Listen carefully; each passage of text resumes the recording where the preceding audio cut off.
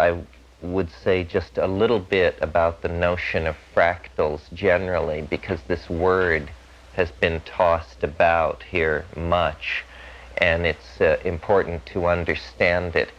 Fractals are self-similar curves. That means they're objects made of tiny versions of themselves. That's all it really means.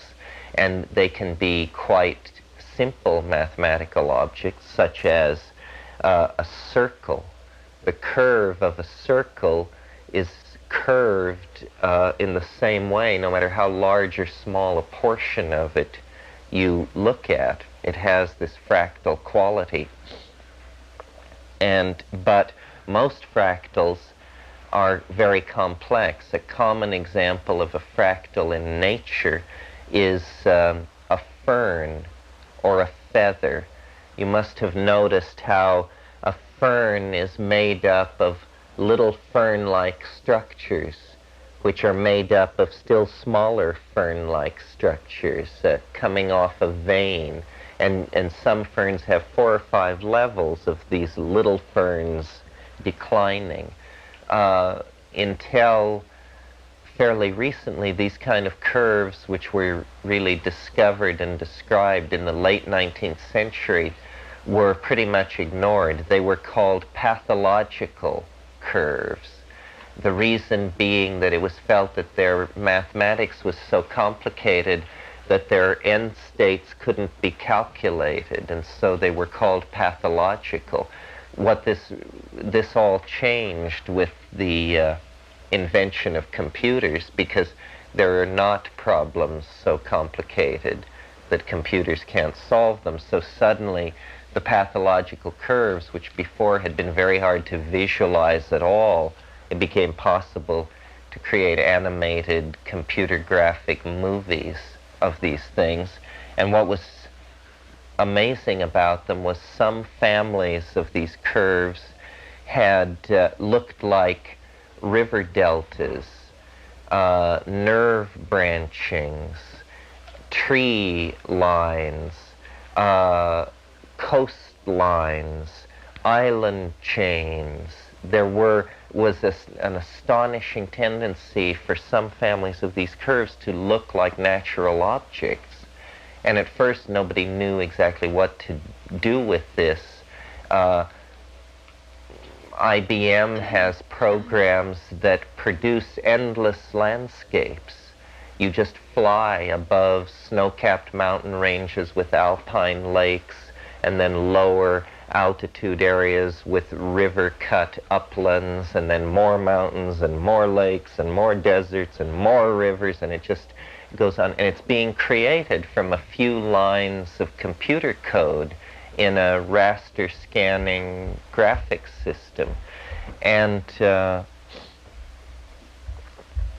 immediately natural scientists grabbed onto these things to describe aspects of nature that had been previously outside the realm of calculation, because you can perform a certain kind of here we are, a certain kind of almost magic with these things.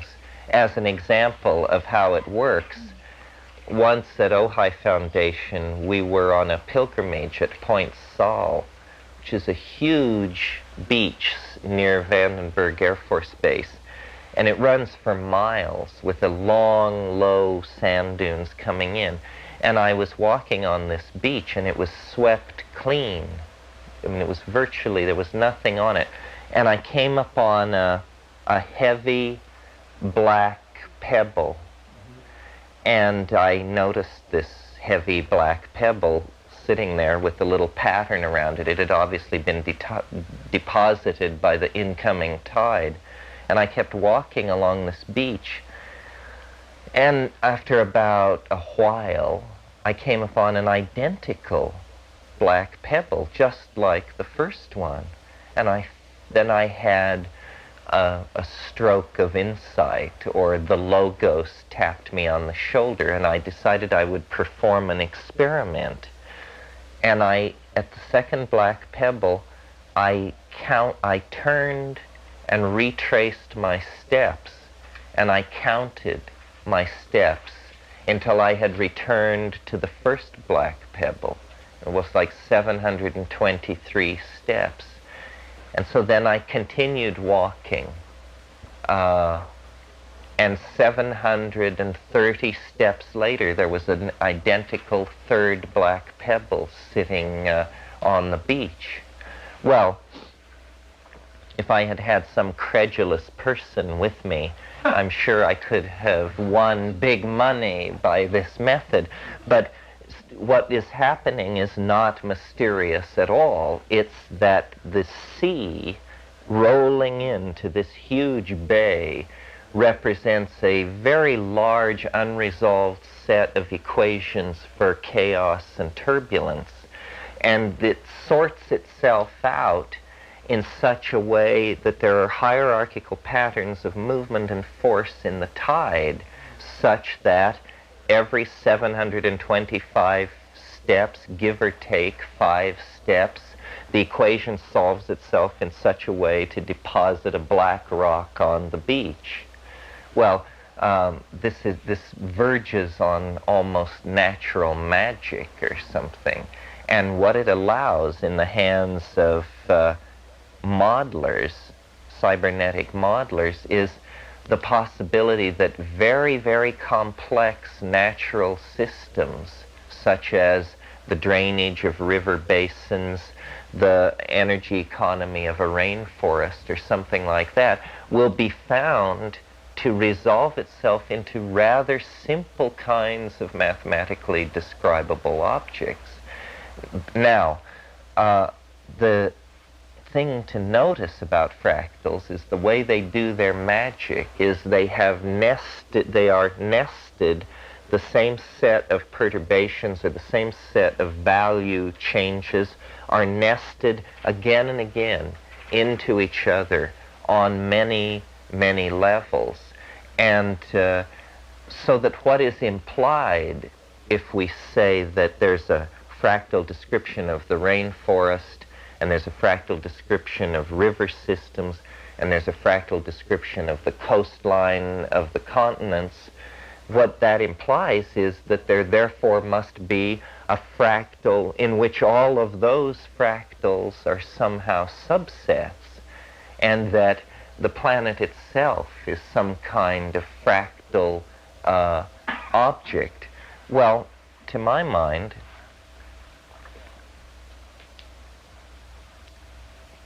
I mean, that's all now agreed on by these guys like Mandelbrot and Peitkin and the people who are working with all of this. But to my mind, the next step in that is to extend the notion of fractalness to time.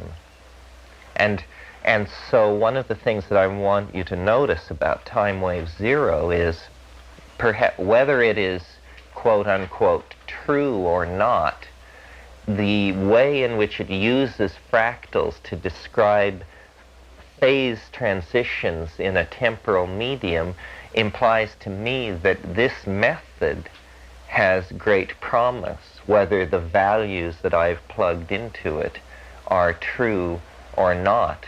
I think I said at the beginning of this, this funny perception that every day is somehow like every other, which is different from the every day is made of 4 other days bit. But every day is rather like every other, and every week is rather like every other week, and every year and every century and every million years is rather like the one that came before. Generally, that's the rule. But what the fractal shows is how you can have this repetition and everything embedded in sameness and the momentum, if you will, of the morphogenetic field, and still have occasionally completely astonishing events occur. That's the thing. How to save the phenomenon of extreme perturbation and still be true to this tendency that the universe has to smooth all perturbations. So I wanted to just call your attention to the fact that this wave that we are discussing is a fractal. Fractals are described by mathematicians as occupying intermediate dimensions.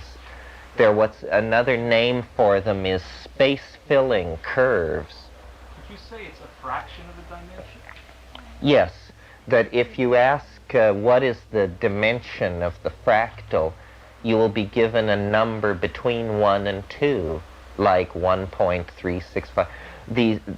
These things occupy an intermediate zone. They are neither quite two-dimensional nor entirely one-dimensional, or quite three-dimensional nor entirely two-dimensional. And it's this interdimensionality of the fractal also that holds possibility. I think... what did you say about the intermediate? Something about being intermediate? It occupies an intermediate dimension between whole numbers. And now linguistic analysis is being carried out that shows that syntax is fractally organized, that the act of creating language is the act of running a fractal generation program in the human neurological system, and that somehow if you analyze speech, hours and hours of speech, God knows I'm aware of the fractal nature of speech because I'm always in the same place saying the same thing, but it's always a little different.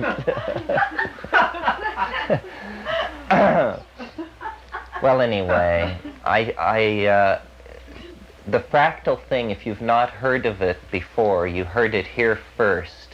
And it's going to give very powerful mathematical tools to us for the description of reality. You see, really, until the fractals were legitimized by high-speed computers, the only objects we had to describe nature were the classic Aristotelian solids: the cube, the perfect sphere, the ellipse, the rhomboid, the paralleloid. That was it. And, 2,500 years we've been trying to get along with that. And obviously these things do not describe nature very well. That was the whole problem that hung astronomy for 1,000 to 1,500 years, that they had perfect circles to describe the motion of the planets, and the planets all moved in ellipses. So then to get their perfect circles to work, they had to invent the Ptolemaic epicycle, which was this excruciatingly inelegant way of causing an ellipse to appear to be a system of perfect circles. If you want to see an example of a great mind anticipating a mathematical breakthrough, you all know The Wave by Hokusai, right? Yes. The great Japanese printmaker. Well, next time you see it, look at the place where the wave is coming over the top and beginning to break apart, because you have this one wave coming up, and then it divides into two, and then they divide each into two, and each into two, and there's this wonderful fractal drip on the lip of the wave that, is the product of keen observation. Also, Leonardo da Vinci, believe it or not, did a series of drawings of turbulence. Can you imagine drawing turbulence? He would drop ink in glasses of water and then draw it, and he drew it with such an attention to detail that the fractal nature of turbulence of that sort is visible in the drawings. And of course there was no name for it or anything. This guy had such an eye. No, the fractals, there isn't a classic place in it. What made them very exciting to me was when you give them to a good computer and it generates these things for you, they look more like hallucinations than any art of the Huichol or the Huitoto. These things look like hallucinations. Well, so that's very suggestive, because you think, You know, these mathematical objects look like hallucinations. Do hallucinations look like these mathematical objects because the nervous system is organized this way, and we're somehow getting an organizational insight into how either the physical matter is arranged or how the data is being handled. And this may be the key. You know, if language turns out to be fractal, well, then this is the key to understanding learning, memory. It sort of explains how we can be in the world, because what it's saying is, you know, if you find out about this square yard of ground, you're in a much better position to deal with all other square yards of ground. Not a perfect position, but in other words, that local information has global implications. That would be the way to put it. I don't quite understand the fractals in language. What is it that's being repeated? Is it tones, or what is the pattern? Well, syntactical patterns, patterns of subject-object relationship modified by phrases in a certain way, the fact that adjectives precede normally what they modify. Oh, like a sentence diagram. Yes, exactly. That there are these patterns, and you know, one of the great problems of computer artificial language theory is, and Noam Chomsky wrote a lot about this, the problem of getting a machine to recognize all possible sentences as sentences.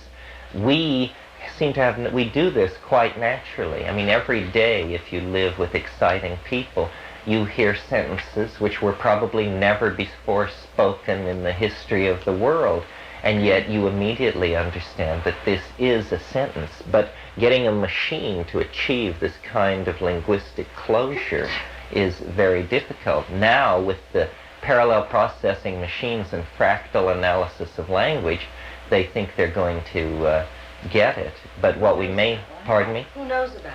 Who's doing this work? Who does this kind of work? Fractal of linguistics. Well, the language laboratory at MIT is doing a lot of it. A fair bit of it is classified because it revolves around the government funds what are called machine translation projects. And that's doing the spade work for artificial language projects. They want to have voice-controlled fighter aircraft and stuff like this. And you know, they begin with very simple vocabularies, but the idea is to build out, and this kind of effort will not be successful unless we really know what language is, because we're trying to get down on the nitty-gritty of it. The fractal thing is, it's very interesting. I mean, it has implications sociologically for our own psychological self-imaging, for planning, and yet once grasped, it's a very simple notion. And I believe that, you know, it's reinforced by the natural world, that everywhere we look, there are cycles, energy cycles, astrophysical cycles, the spinning planet. But we have for a long time seen these things as cycles, but we've never seen them as repetitive modules of large fractal systems, which is what they really are. It isn't that the Earth always goes around the sun the same way, it's that it more or less goes around the sun the same way. And nested systems of fractals, you know, the I Ching uses this wonderful phrase, prepotent systems of relationship, and says you must not come into conflict with prepotent systems of relationship. This means do not walk into closed doors. You know, if the door is closed, please open it before passing through, otherwise you get a bump on the head. And knowing that the universe has this fractal structure makes it possible to navigate through it, even if you don't buy into this particular version of it. Fractal metaphors, fractal ways of thinking about things are going to make life much easier to live in the future. I think it was Janis Joplin, or some people say Andy Warhol, and that proves the point before I even tell the anecdote. Anyway, one or the other of them said, in the future, everybody will be famous for 15 minutes. Well, this is a perfect exemplification of a fractal sociological point of view. I mean, whichever said it, they were quite a master. These computer graphic movies of fractals, it shows you what looks like a mountain range running down to one side of the screen, and the camera focuses in on this point in the side of the screen, and mountain range flows out of it for as long as you care to look at it, hours, days, weeks, it doesn't care, just keeps blowing up this point, and you see more and more landscape. This notion of local information having global implications is a cardinal principle of shamanism. You see, the idea, and it's exemplified in Boehm and Prebrahm and all this talk about calligraphy and all this, it's that locally is the information that you need to have to understand distant situations. It is all there, and it achieves this through a basic organizational principle, the holographic, the hologrammatic, the fractal enfolding of information, so that no matter how small a piece of the puzzle you have, if you meditate deeply enough, the entire pattern can be extracted out of it. And I think this is what wisdom must be in life. It's the ability to be handed a situation, you know, your daughter's running off with a Hell's Angel, or your bank account is overdrawn, and knowing how to solve it by fitting it into the totality of things. I mean, usually the first step is to relax. And I maintain, you know, that these kinds of theories promote and give permission to abandon anxiety, that they say it's all right. You know, it isn't riding on the egos of civilized people. It isn't up to us to control and understand. We are part of a system, but the system is in governance of the situation. It is not running out of control. It is not escaped its traces and is in a somehow malfunctioning state. It's just that it is a process of winding things up in order to condense them down, in order to push them into another dimensional domain where everything is connected to everything else, and therefore everything is at equilibrium and completion. Om Shanti Om. Got it in a nutshell. There it is in a nutshell.